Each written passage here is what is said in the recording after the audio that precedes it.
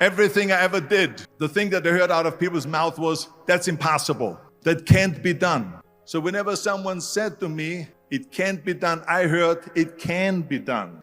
And when they said it's impossible, I heard, it is possible. And this is why I'm standing here today. I'm here to talk about success. Now let me get right away to the first rule of success. The first rule of success is to have a vision. You see, if you don't have a vision of where you go, and if you don't have a goal where you go, you drift around and you never end up anywhere.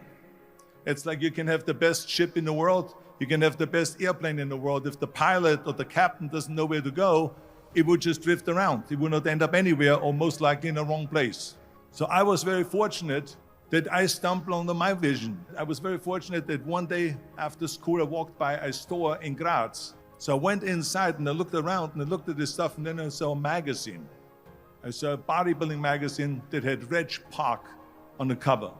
So I bought the magazine, I took it home and I read it over and over from the front page to the back.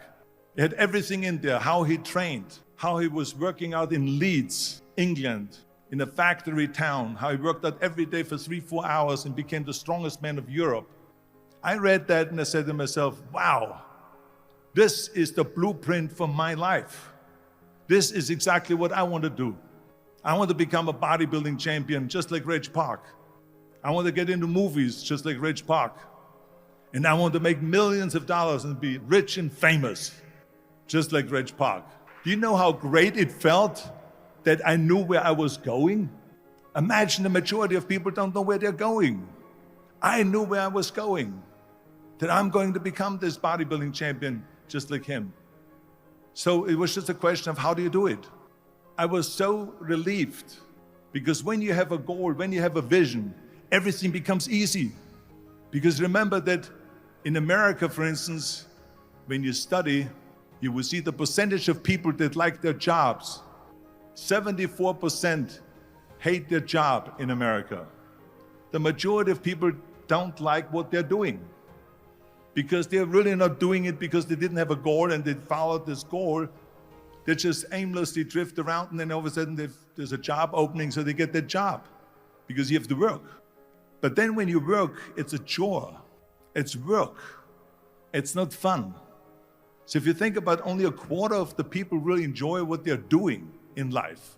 That is unbelievable if you think about it. So I felt so blessed that I knew what I was doing. So I knew where to go. So people always ask me, when they saw me in the gym in the pumping iron days, they say, why is it that you're working out so hard, 5 hours a day, 6 hours a day, and you have always a smile on your face? The others are working out just as hard as you do, and they look sour in the face. Why is that? And I told people all the time, I said, because to me, I'm shooting for a goal. In front of me is the Mr. Universe title. So every rep that I do gets me closer to accomplishing that goal, to make this goal, this vision, turn into reality. Every single set that I do, every repetition, every weight that I lift will get me a step closer to turn this goal into reality. So I couldn't wait to do another 500-pound squat.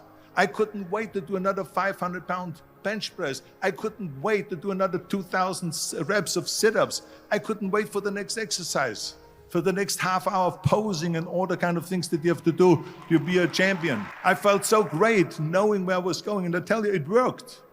I mean, think about it. And at the end, I was just not visualizing just my exercise, but I was really lifting the trophy over my head. That's what I was thinking about.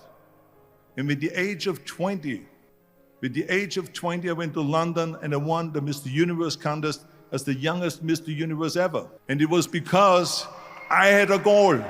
And this is no different than anything else, what I'm talking about. This is not just about bodybuilding. It was the same in acting. So let me tell you something, visualizing your goal and going after it makes it fun. You got to have a purpose no matter what you do in life. You got to have a purpose. So that's rule number 1, have a vision.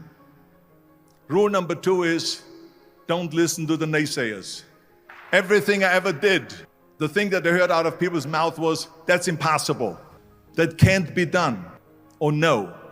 I remember when I wanted to be a bodybuilding champion, including my parents and everyone else around me, said this is impossible. Why don't you become a ski champion? That's what they do in Austria. Or a bicycle champion, or do some track and field. You can't be a bodybuilding champion. That is exactly what I heard, and of course I proved to the people that it can't be done. So whenever someone said to me, it can't be done, I heard it can be done. When they said no, I heard yes. And when they said it's impossible, I heard it is possible. Because I am a strong believer. I'm a strong believer of what Nelson Mandela said, that everything is always impossible until someone does it. Well, I'm going to be the one, I said to myself, I'm going to do it and I'm going to show it to them. Maybe it has never been done before. That's perfectly fine with me. But I'm going to do it. And I did not listen to the naysayers. It was all no, no, and it can't be done, it's impossible. Because I believed that I can be a leading man. I believed that I could be another Clint Eastwood, or another Burt Reynolds, or another Warren Beatty, or whatever those characters were, Charles Bronson, and so on. I believed that I could be those people. I said, there's enough room on that ladder that I can fit up there. And I looked back again and learned from what I learned in sports. In my case, in bodybuilding. It's all about the hard work that you put in. I said to myself, in bodybuilding, I worked out 5-6 hours a day. I'm going to do the same thing now for acting. And of course, I went to college to study English. I studied voice, accent removal, acting classes, and all of this stuff, all day long. I worked and I worked and I worked.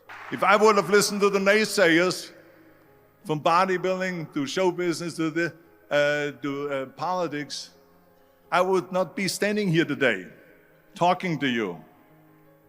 I would be in Austria in the Alps, yodeling. That's what I will be doing, exactly. So this is why I say don't listen to the naysayers. And the next thing, the third point that I'm going to make to you is, before we sit down with Jürgen and talk about the rest of the three, is work your ass off. There is no magic pill. There is no magic out there.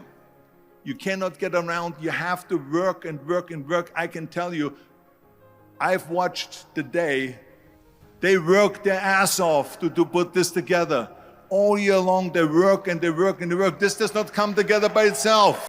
And it drives me crazy when people say that they don't have enough time to go to the gym for 45 minutes a day and work out. Or to do something for 45 minutes to an hour a day to improve. If it is physically improve, or if it is mentally to improve. Imagine you read 1 hour a day about history. How much you will learn after 365 hours in 1 year. So it drives me nuts because when people say we don't have the time, we have 24 hours a day. We sleep 6 hours a day. So that gives you still 18 hours. So you got to work hard.